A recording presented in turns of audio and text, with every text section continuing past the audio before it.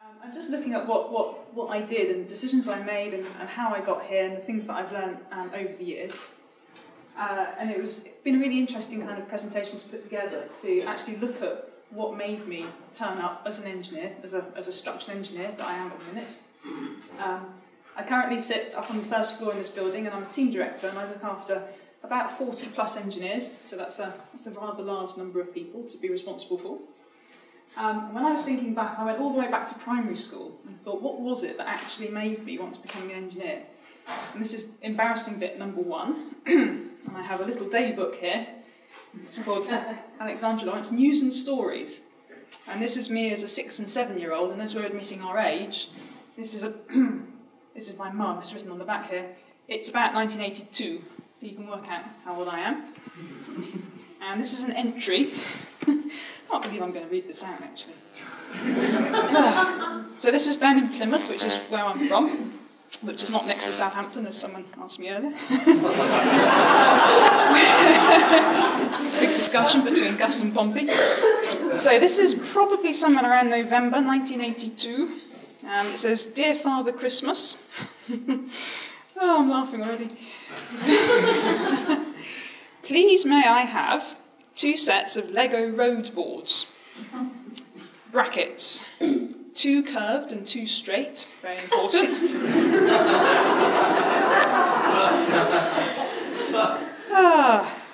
and some signs, and some swing gates, and some flags with some stickers to put on the flags. Love from Alexandra." Very important detail. And then I don't really remember how often we had to write these pesky stories, but the next entry, there's a lovely little picture, 30 years ago. Obviously, I had a very interesting weekend, and it said, "I went to the woods with my daddy on Sunday, and we saw lots of mud where the roadworks had been."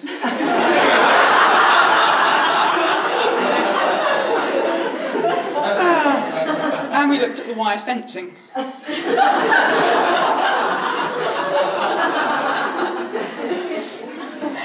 So my mum brought that back up a couple of weeks ago, and we were killing ourselves laughing over a bottle of wine at the stories that are in there. But I think going back to a 6-year-old, in Dilbert's terms, and I'm going to show you a lovely Dilbert cartoon at the end of this, I had the knack, and there was no escaping the knack. And I was set for life on a course of being an engineer, and a structural engineer. And I was always going to be a civil engineer. I sometimes tallied with going in the army, and I always wanted to do that. But something at university made me think, no, it's going to be structural, and it's going to be in Civvy Street. And the academia kind of attracted me. And actually within the army, the opportunities for me as a Royal Engineer were quite limited, and they would train me to do all these wonderful things. But at the time, going back sort of 20 years ago when I was looking at career paths, they would train you to do frontline bridge building, but actually in a field of war you couldn't go frontline, which I thought was a bit pointless at the time. And the academia side wasn't that great. You could get chartered, you could become a member of the civil institution of civil engineers in the army, but it wasn't quite what I was after.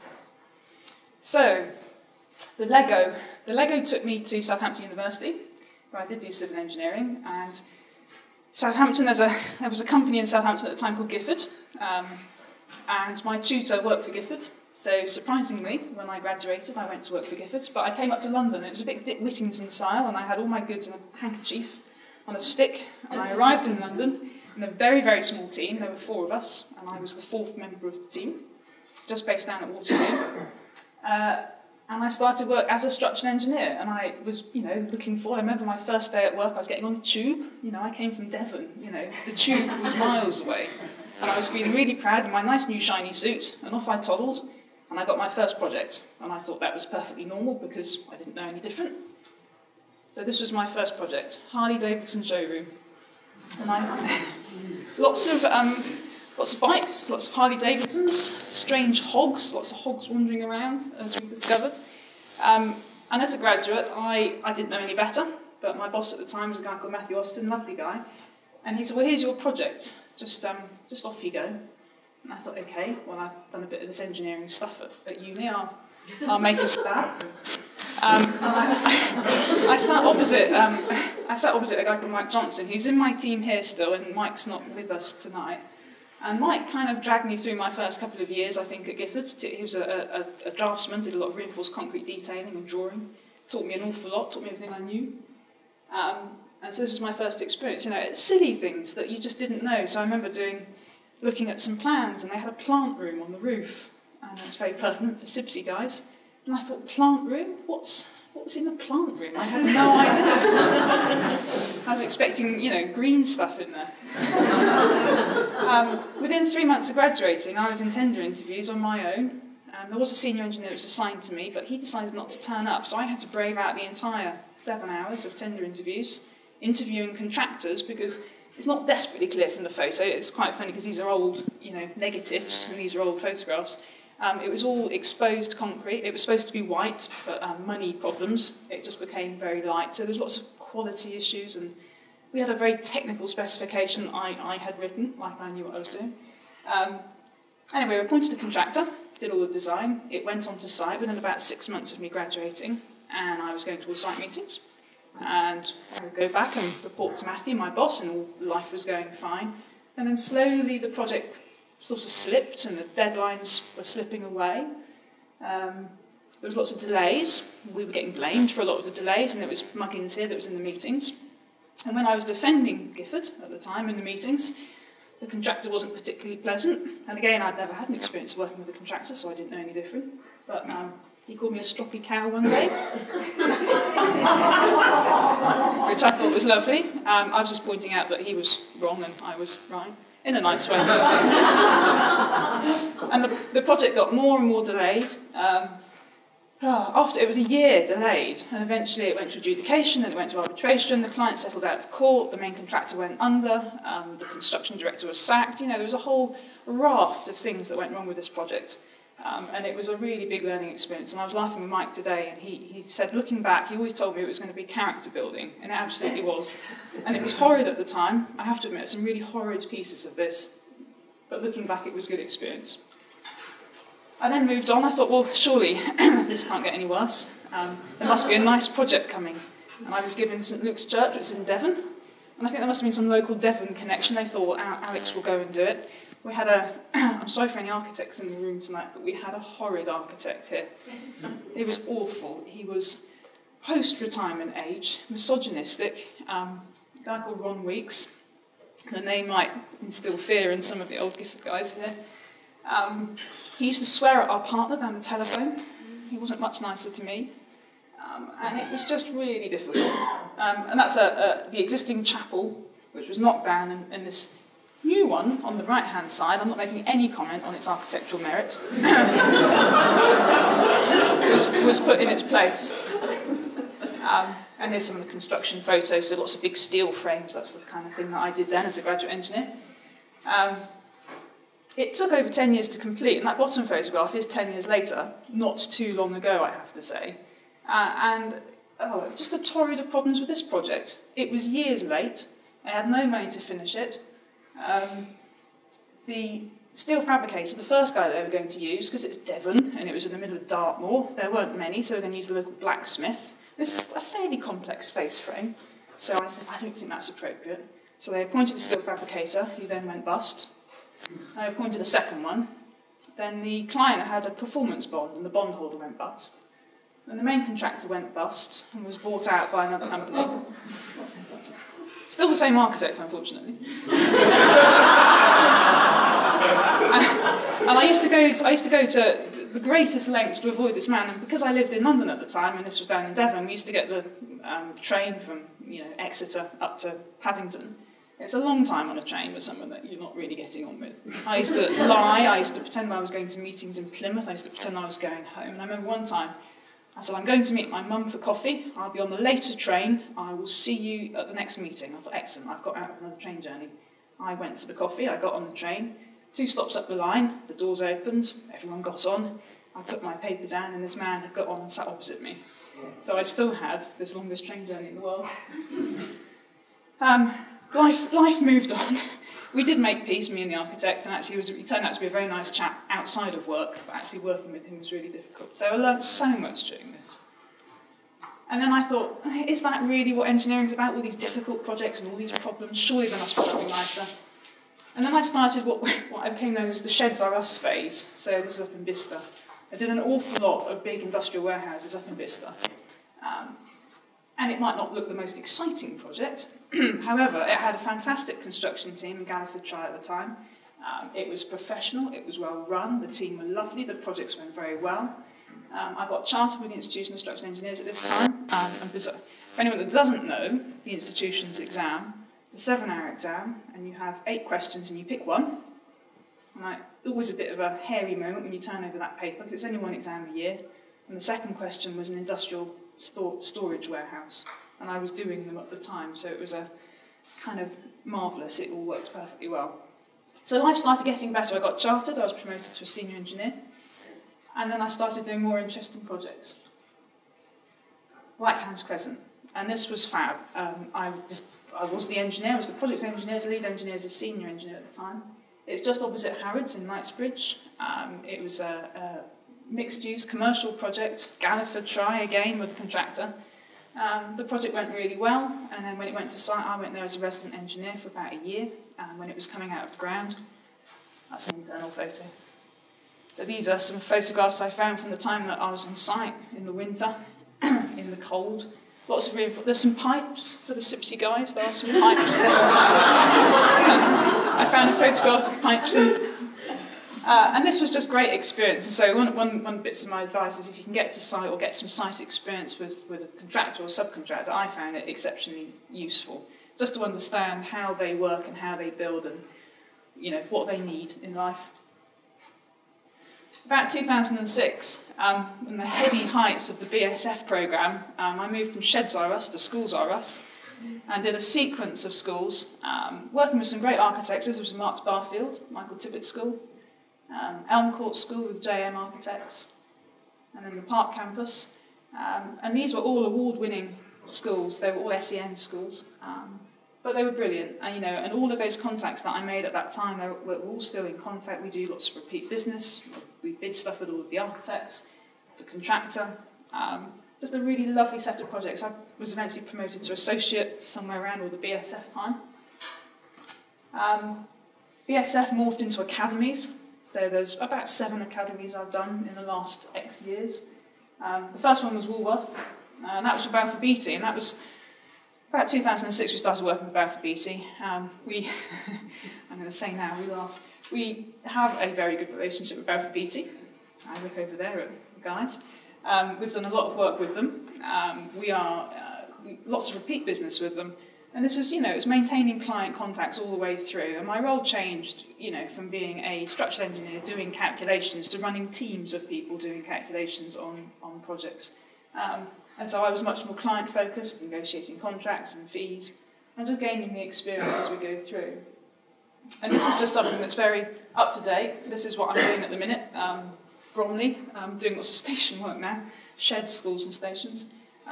This is very early concept. We're redeveloping Bromley WiBSE station, and there's some architectural concept sketches and model making, and then an image, a structural engineering image.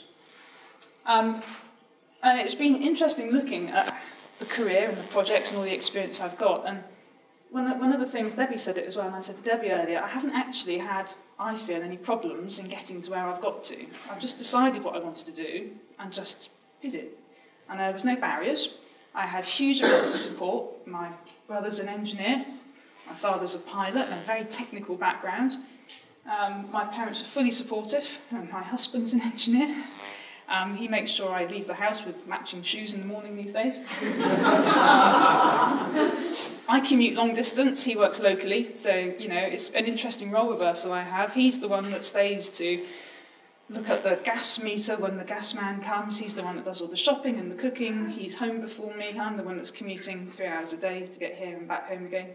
So he does everything that makes me function generally, and then at the weekends I generally do a bit, make an effort. And it's back to Monday again.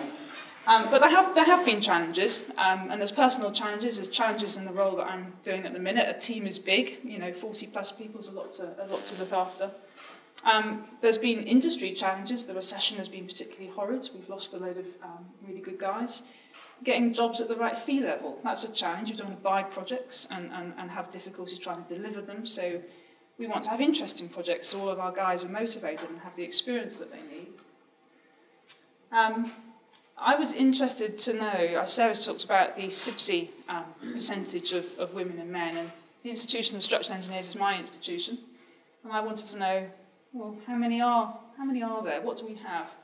And this is data they sent me from last year, and it's not all that interesting either. It's a bit depressing. So on average, we've got about 10% of the membership of the Institution of Structural Engineers are women. And, you know, it's a trend that you could have guessed. As a student member at university, you've got 20% of women engineers joining the structures. And then you graduate and it drops a bit further. By the time you get to member, there's 5% of us that are chartered members of the Institution of Structural Engineers. It's 25,000 structural engineer members. So that's 5% of 25,000. It's not a lot. And at fellow level, there are 16 women. 16. Same number. And one of those is a lady called Sarah Buck, and she was the first female president of the Institution of Structural Engineers back in 2007. And one of her themes was about inspiring people, be it men or women, to go to university to do engineering. And I did a bit of a snapshot poll of people that I knew that had been to Southampton University. And so there's a chap that works for Ramboll. He was there in the 1970s. And there were 50 to 60 people on the civil engineering course and no women. I went in the 1990s. And there were about 50 to 60 people and 4 women. And one of my grads, Eva, is here tonight, and she graduated last year, and there were about 80 people and about 18 women, so about 20%. So the numbers of students going to university has increased, and the number of women doing engineering has increased as well. But I was doing a bit of research looking around online, and this is interesting. Royal Academy study last year, warning over shortage of engineering graduates. So actually, as well as encouraging women, one of my things is we actually just need to encourage people to go and do engineering in the UK. And how people view engineering in the UK is not as great as it is overseas in Europe and the rest of Europe.